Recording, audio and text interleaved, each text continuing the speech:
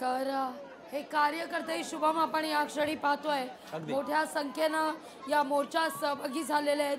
दोन बंधू एकत्र आल्यानं आता अर्थातच ही वज्रमूठ ठाकरे बंधूंची तयार झालेली आहे आणि आता या मोर्चाला सुरुवात। आदित्य ठाकरे, अमित ठाकरे, शर्मिला ठाकरे या मोर्चात सहभागी। आता साधारणतः 2:20 झालेली आहे। हातात काही कार्यकर्ते आपण जर पाहिले शुभम तर झाडू घेऊन या मोर्चात सहभागी झाले। अगदी विविध संदेश देण्याचा प्रयत्न देखील या कार्यकर्त्यांच्या माध्यमातून केला जातोय। हातामध्ये लक्षवेधी बॅनर सुद्धा आहेत आणि मतदार याद्यांमध्ये जो घोळ झालाय तो निवडणूक आयोगाने तात्काळ दुरुस्त करावा या प्रमुख मागणीसाठी हे सगळे कार्यकर्ते आता आक्रमक झाल्याचं पाहायला मिळतंय। दुसरीकडे उद्धव ठाकरे आणि राज ठाकरे यांची ही वज्रमूठ देखील लागवी तुम्ही म्हटल्याप्रमाणे आपल्याला पाहायला मिळतंय। ठाकरे बंधू आणि ठाकरे बंधूंची पुढची पिढी देखील या आंदोलनामध्ये सहभागी झालेले आहेत। आदित्य ठाकरे आणि अमित ठाकरे हे सुद्धा आंदोलनामध्ये आपल्याला सहभागी होत असल्याचं दिसतंय। ठाकरे बंधू त्यांच्या घरापासून आता निघालेले आहेत आणि पुढच्या काही मिनिटांमध्ये ते या आंदोलनामध्ये सहभागी होणार आहेत। हॉटेलमध्ये थांबलेले होते ठाकरे बंधू शुभम। पायी आता बॉम्बे हॉस्पिटल रुग्णालयाचे आहे, मुंबईतला एक ऐतिहासिक रुग्णालय मानलं जातं ते, तिथून आता पायी चालत ठाकरे बंधू मोर्चास्थळी दाखल होत आहेत, किंबहुना मोर्चास्थळी पोहोचलेले आहेत ठाकरे बंधू आणि अगदी काही क्षणात या मोर्चाला आता सुरुवात होते। मोर्चा सत्याचा मोर्चा आहे आणि या मोर्चात ठाकरे कुटुंब सहभागी झाल्याची ही दृश्य आपण पाहतोय।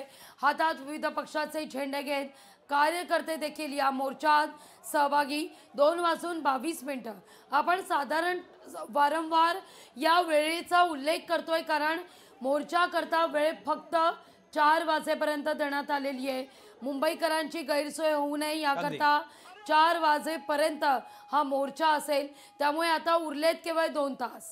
अगदी तर 4 वाजेपर्यंत हा मोर्चा पूर्ण होतो का हे पाहणं देखील तितकंच महत्त्वाचं आहे, कारण तुम्ही म्हटल्याप्रमाणे ही परवानगी 4 वाजेपर्यंतची आहे। मात्र एकंदरीत कार्यकर्त्यांचा हा उत्साह देखील आपण पाहतोय आणि मोठ्या संख्येनं खरं तर कार्यकर्ते या संपूर्ण मोर्चामध्ये सहभागी झालेले आहेत। महाविकास आघाडीचे कार्यकर्ते आणि यासोबतच मनसे देखील या मोर्चामध्ये सहभागी झालेले आहेत। ठाकरे बंधू आता मोर्चाच्या स्थळी थोड्याच वेळामध्ये पोहोचतील आणि लगेचच या मोर्चाला सुरुवात होणार आहे। मोठ्या संख्येनं कार्यकर्त्यांनी जोरदार घोषणाबाजी केली जाते। हातामध्ये फलक घेतलेले आणि झेंडे घेतलेले हे सगळे कार्यकर्ते मतदार याद्यांमध्ये जो घोळ झाला त्या संदर्भात निवडणूक आयोगाने भूमिका स्पष्ट करावी आणि लवकरात लवकर मतदार याद्या दुरुस्त कराव्यात आणि तिथपर्यंत स्थानिक स्वराज्य संस्थांच्या निवडणुका घेऊ नये अशी भूमिका देखील एकंदरीत महाविकास आघाडीने घेतलेली आहे।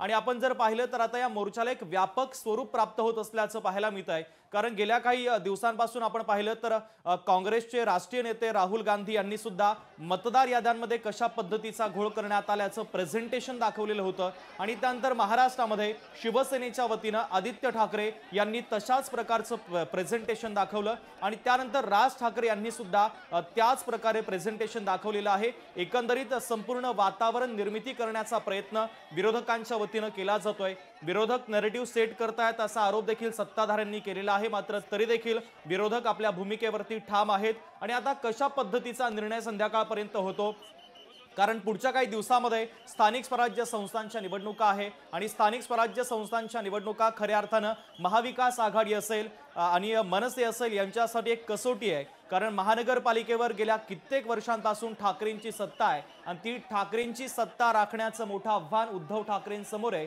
आणि त्यासाठी आता सत्याचा मोर्चा या मथळ्याखाली विरोधक एकवटल्याचं पाहायला मिळतंय। हातामध्ये झेंडे घेतलेले हे सगळे कार्यकर्ते आक्रमकपणे आता या मोर्चामध्ये मार्गक्रमण करतायत आणि पुढच्या काही मिनिटांमध्ये ठाकरे बंधू सुद्धा या मोर्चामध्ये सहभागी होतील आणि संपूर्ण काँग्रेस असेल, यासोबत राष्ट्रवादी शरदचंद्र पवार पक्ष असेल, शिवसेना उद्धव बाळासाहेब ठाकरे पक्ष असेल आणि राज ठाकरेंची मनसे एकत्रितपणे हा सगळा मोर्चा सत्याचा मोर्चा या मथळ्याखाली हे एक भव्य आणि व्यापक आंदोलन महाराष्ट्रामध्ये आता उभं करण्यात आलेलं आहे आणि त्यामुळे आता पुढच्या काही काळामध्ये सत्ताधाऱ्यांची भूमिका नेमकी या संपूर्ण विरोधकांच्या आरोपांसंदर्भात काय असेल हे देखील पाहणं तितकंच महत्त्वाचं आहे। मात्र आता या मोर्चाला पुढच्या काही वेळामध्ये सुरुवात होते, कारण सगळ्या पक्षाचे विरोधी पक्षाचे हे कार्यकर्ते एकवटलेले आहेत हातामध्ये आपापल्या पक्षाचे झेंडे घेऊन, कारण महाविकास आघाडीमध्ये जेवढे घटक पक्ष आहेत आणि यासोबतच महाविकास आघाडीचे काही मित्र पक्ष सुद्धा आहेत आणि ते मित्र पक्ष सुद्धा या मोर्चामध्ये आता सहभागी झाल्याचं आपल्याला आगवी पाहायला मिळत आहे। लोकशाही मराठी ऐका, पहा, जागरूक रहा.